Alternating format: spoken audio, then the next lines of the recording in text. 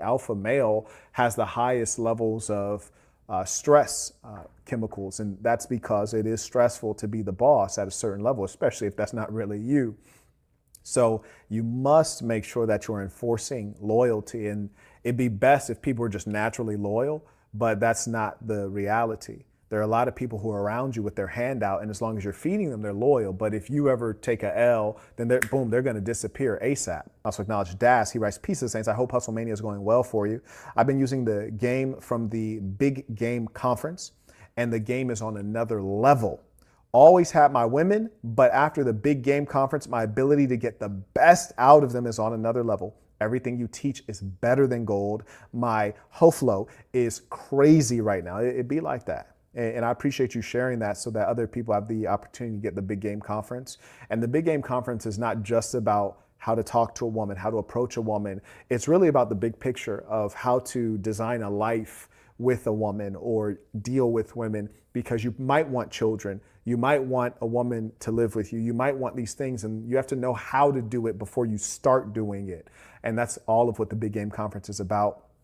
Someone would share the link. You can find that at skool.com/Marquette/classroom. Danny writes, "Peace to the Saints. Are we parking lot peeing in Canada?"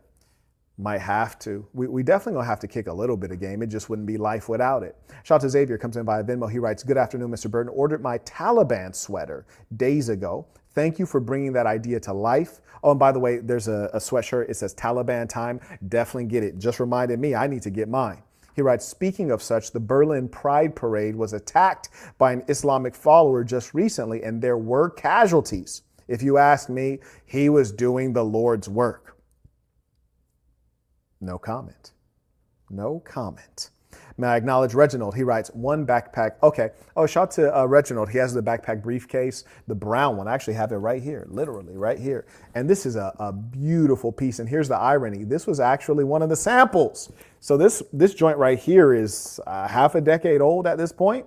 It holds up beautifully. Look at the fine walnut leather. You can get that at mdblabel.com. And as well, you can get it in black. I think the black ones are almost out. So if you click buy and it says out, then it's out. It might sell out during this very live stream. So once the black ones are gone, they're gone. So just be aware of that. Carrying on. And this is Hustlemania. So right now I'm in the lab, got my whole family in the lab, employees in the lab. And from now to end of January, which is when the next drip trip is, we're going to stay locked in for Hustlemania 14. And the reason is I see the world is burning down and I won't allow it. We want to get our training center funded. So we're really in the lab hustling super hard. And I hope all of you are doing the same. In Boston University is where we teach you how to define your sprints and really get after it. But what is challenging in this space that folks call the manosphere, which I've never been a part of, I've never said I'm a part of it, or the red pill, which again, I'm not a part of, never said I was a part of it. And in fact, oppositely, from the very beginning, I always said that I was in opposition to much of it. He's talking about the numbers in his business. He's talking about customers. He's talking about churn. He's talking about retention. He's talking about revenue. He's talking about month over month. It's a business to him. Now, the challenge is that, I guess I should say the sad thing is that some young people think that he is an altruistic revolutionary. And there's no doubt that there's goodness within Tate, as there is within many of you. But I think the goodness is, of course, taking a back seat to the money. And that's why so much of this discussion is, he's recounting the progression of his business, not really recounting the development of the revolution. And unfortunately, I think that's, at a certain level, you made enough money. And that doesn't mean you've made enough money to last during your lifetime. It doesn't mean you've made enough money to be comfortable, but you've made enough money to realize that life is not about money. And I was just hoping that Tate would reach that point, which is not a dollar amount, it's a mentality. You figure out okay, there are things bigger than me and bigger than money. And for those of you who come to my conferences, I remember at the second conference in Las Vegas, or I should say the second conference at my home in Las Vegas, I told guys, I said, hey, I'm not here to make $1 million. I'm here to make millionaires. And that's when I realized that I could make more money, or I could teach other men how to make money, how to support their families. And for me at this stage, that has a lot more value. It adds to my happiness a lot more than $1 million would. Million turnover at 80% margin, a 10x multiply, which is pretty simple for an ed tech business, especially with a margin like mine. $1 billion business, 1.2 billion, 9 months old, me and 6 dudes in the Telegram chat. I'm a billionaire. One, he said pretty easy for an ed tech company. I've been in the ed tech space. Ed tech is not, I'd say it's the weakest of the verticals within the software industry. Ed tech is a terrible place to be, generally speaking, especially as a startup. It's enterprise sales. Generally, I don't like enterprise. I always tell you guys, go B2C if you can. B2B and B2G is for people who have significant amounts of money in reserves. They have a great ability to raise capital, and they can endure time, because your accounts payable is never going to be inside of 30 days, right? People are going to take a long time to pay you. Sometimes you can't get the deal done. You need significant connections. B2B is not easy. Ed tech is not easy, especially as a startup. So he was certainly a unicorn in many regards in that space. And I open up this BBC article on my girlfriend's phone, and it said that my views have become so destructive and I'm doing so much damage to the planet and to the consciousness of young men that I have. And when they say destructive, they mean destructive to the matriarchy. That's what they mean. That's truly what they mean. It's exaggeration. It's vilification. Shout out to Kyle, comes in by Venmo with the bowler alert. He writes, support for the work. I truly appreciate the lessons and the guidance. Let's keep hustling. Peace of saints, bro. We have to. If we don't have anything, we have hustle. Even if we don't have money, we have hustle. If we don't have women, we have hustle. If we don't have anything, we have hustle. Don't you ever stop hustling. Shout out to Mr. Chambliss, writes, Hunter Biden stated in an interview with the short Nick Fuentes on YouTube a few days ago that his, Hunter's, children and younger relatives have watched many videos. Absolutely. And white supremacy will never be marginalized because our leadership is white supremacist, and it always has been. Donald Trump is the most blatant in the modern era, but this is always going to be Main Street and mainstream in America. Shout out to Melvin, came in supporting the work via Venmo. Appreciate you. May also acknowledge Danny. He writes, peace to the Saints tuition. Shout out to Danny. Looking forward to seeing you again. I also acknowledge Joshua, came in via PayPal. He writes, high level breakdown, peace to the Saints. I appreciate you. I also acknowledge Portia. He writes, not a thing. Looks like he's just supporting the work. I appreciate it. And shout out to the Saints in Sasson, Miami. I also acknowledge Mr. Mugisha, came in a strong way, writes, supporting the work, peace to the Saints via PayPal. Wayne writes, peace to the Saints tuition. Good to see you again. Tadek comes in. He writes, peace to the Saints. You should be appreciative to you for your direction as someone that spent years of my life knowing that the norm isn't normal. Learning what manhood is about has put me on a trajectory to success. That's a beautiful thing. And in your manhood, you'll always have firmness, and you'll have a center. And that's really important, something that a lot of us don't have because we weren't taught. To be removed from all social media. This was on her phone. I was like, well, that's inconvenient that they've deleted me everywhere. I was like, let me have a coffee. So I put the phone down. I went to get a coffee. And as I was walking to get coffee, I opened up my phone. When I opened my phone, it said, your Apple ID is signed out. Uh-oh. Well, that's weird. That is weird. Okay. Went to click Twitter. Your Twitter's signed out. Uh-oh. Clicked WhatsApp. Your WhatsApp's been deleted. Hello. Clicked Instagram. Of course, signed out. Clicked Gmail. Signed out. They pressed a button, Jack, and wiped every single thing from my phone. The Apple ID itself. I believe this wholeheartedly, and this is not something that only happens to Andrew Tate when you have those who go against the power structure, which would be inclusive of those in the International Criminal Court, those who call out the crimes against humanity committed by a certain group. They too found themselves unbanked. And it's not only the huge internationally known players that are victim of this, it's many other players who may be in critical positions who are also experiencing the same thing. I told you guys in the past that I was banned from Cash App. No explanation as to why. Mind you, they let Dr. Umar stay on there, banned me, never said why. I was unbanked by US Bank. Marquett, how long did you bank with US Bank? Some of you guys in the audience are not even old enough. I banked with US Bank before you were born. Then they unbanked me for no explainable reason. They said we reserve the right to choose who we do business with. We're not doing business with you. I thought it was very interesting. And the worst part about it is when you get abused like this, there's no one you can appeal to. And that is the part that we should find most concerning. You just have to accept it. And at the end of the day, you kind of know that the government is either behind it or condoning it in either case, right? The legal system is not accessible, and in many cases, it's not even effective. So I couldn't download apps, and every single application was logged out. Uber, Airbnb, Skype, any app on my phone, all of them were gone. Coinbase? Everything. Every single app. All of my bank accounts, Coinbase. I had a NatWest and a HSBC bank in England. They seized all that money. We'll talk about that soon. Everything was frozen. Everything was gone. My entire phone just became a brick. And I called a friend of mine from my girlfriend's phone. And I said, how the fuck can they do this? And he said, they put you on a terror watch list. They can only do that if you're on a terror watch list. And I was like, surely not terror. The fuck? I'll call you back. Here I film my final message. All that's left for me to do is have a positive impact on the world. I don't think anybody truly wants to go down as a villain. Maybe some people do. I don't. I wasn't raised that way. I sit down on the chair and I give my final message to the world. I decided to retire from the internet. I thought, you know what, Andrew? You made $100 million. You got $1 billion business. They're after you. You're starting to feel a bit paranoid. It's getting hot. You have a very credible source telling you you're on a terror watch list. Once you're on a terror watch list, all bets are off. There's no more law. There's no more constitution. All of that's gone. They can shoot you in the middle of the street.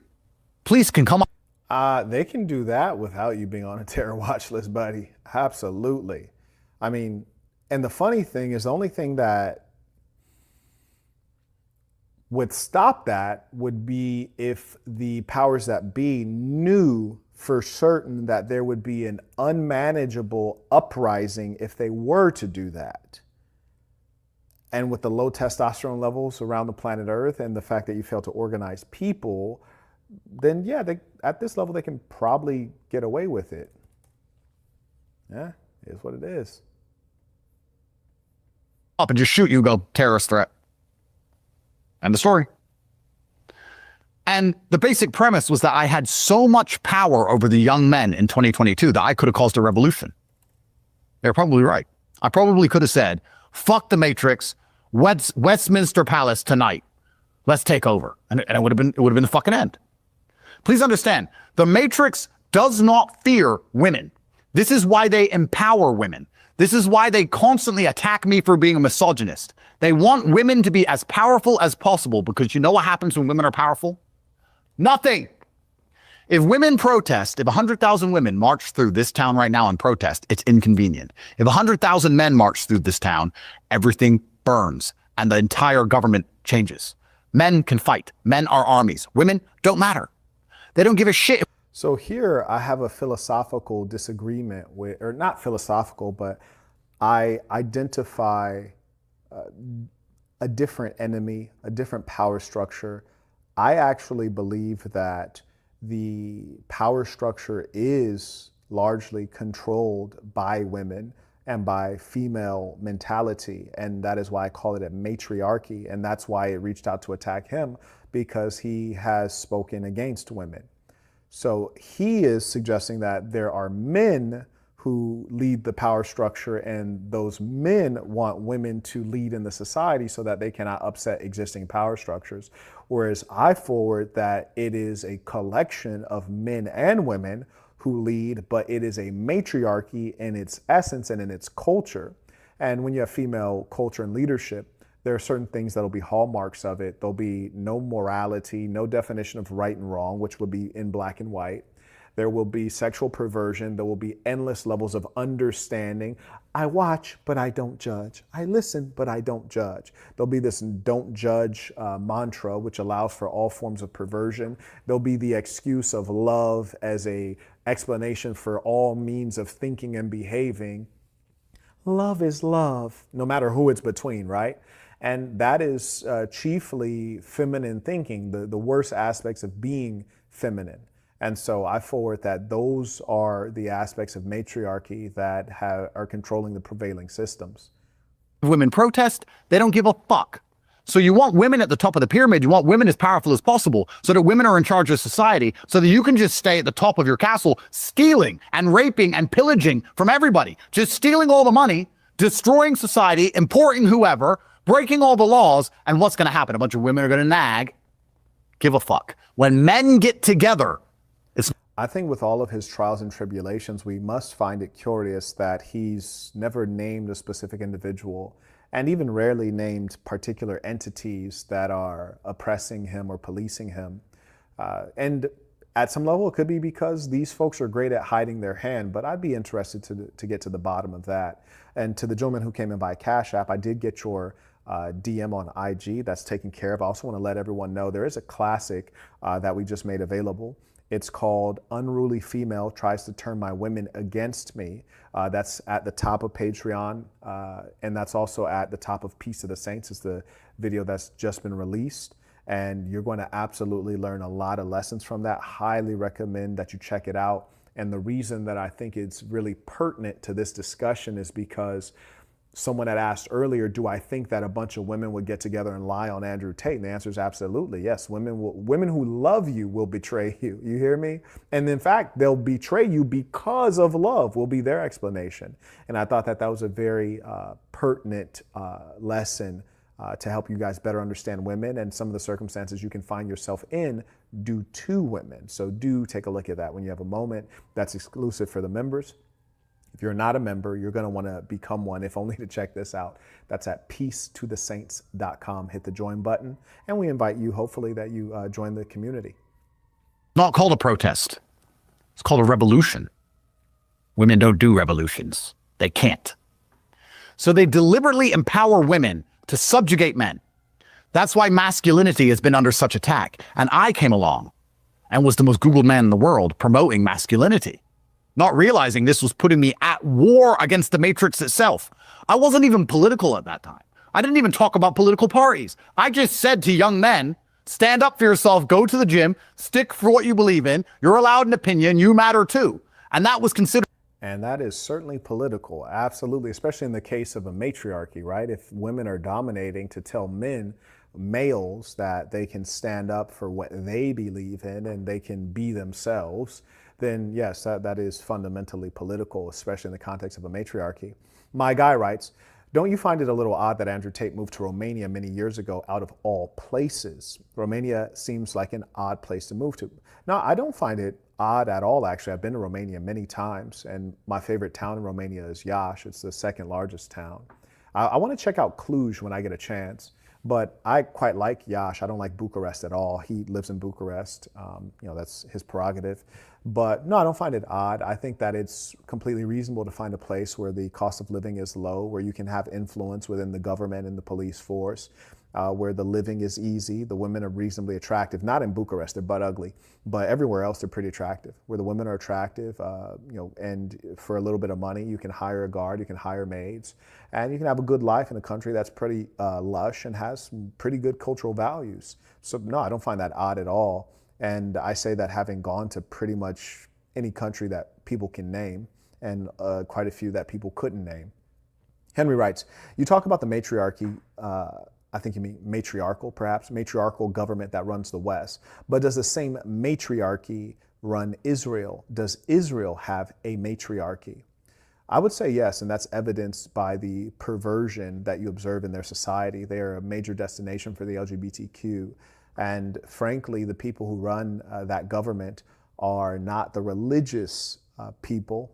They're not the clergy. They're frankly atheist, and it's evident in many of the practices. And when you find the Hasidim or the Hasidic Jews who speak against that particular state, they often do it from a religious basis. So yes, this applies there as well. Shout out to Storyline Marketing, came in a strong way supporting the work. I appreciate you. It's so dangerous, I ended up on a terror watch list and they wiped my entire phone. And the country that put me on a terror watch list, you want to guess? US. Incorrect, sir. UK? I'm going for UK. England. Yeah, there we go, for sure. They're far more Great liberal. Britain. put me on a terror watch list. The Foreign Office, in the paperwork I later saw, which they wrote to the Romanians, said, he is an unchecked source of influence. Unchecked. And they believed I was going to cause a revolution. Now, anybody at home who thinks that the intelligence agencies that are here to protect and serve us aren't primarily concerned with preventing a revolution is a fool. The CIA. Yeah, and it's not only an outright revolution, it's really any meaningful change. But the most meaningful change is revolution. Now, do I rightly think that they were looking at him as a revolutionary? No, I don't. I think that they were probably looking at him as someone who could inspire a meaningful change, even if only a change in culture, not a change in government or a change in governmental structures, processes, or personnel, but a change in the minds of the citizenry. Shout out to Ricardo, writes, peace of the saints, tuition. May also acknowledge Iram. She writes, assalamu alaikum. My dua is that you, my duas are with you, inshallah. Been enjoying the recent videos and lessons. Jazakallah khair. I appreciate you. Wa alaikum assalam. I thank you very much. And shout out to all of the women who are truly loyal. Shout out to all the women who are truly loyal. Shout out to all of the sincere Muslim women. Shout out to all of the lady saints. And I want to encourage you all to be truly pious and to be real and honest in how you present yourself and what you say. And I want every woman to know, so often you guys will say there's not enough good men or you can't find one. And sometimes you find one and you don't play your role, so you're not able to keep him and hold on to him. And so the best thing that you can do is, if you have a good man, be thankful, play your part, and don't violate. So often, sometimes we finally get what we want or what we say we want, but we don't cherish it. And so that is my message for you ladies. And I want to just remind you ladies of some of what is out there in the world. Every day, and you can see this on your Instagram, you find guys taking the lives of women. You find guys who beat women. You find guys who lie to women about how well off they are. Then the woman is living in poverty. You find guys who are dishonest and they're unfaithful and adulterous, and it has negative consequences. You find guys who may have multiple baby mamas and they can't manage them, and it creates a dangerous environment. You find men who are incompetent, men who are physically weak, bad protectors. And so ladies, when you find a man who is worthwhile, you should cling to him and honor him. And there may be days where you feel unloved or you feel unappreciated or you feel lonely. But if you were wise, you'd keep your eyes on the big picture and know that you have a man who is of great value. And there are not many of them. I may say that there are not many great women out there. There are even fewer great men. That is my message to you all. I hope you take it seriously.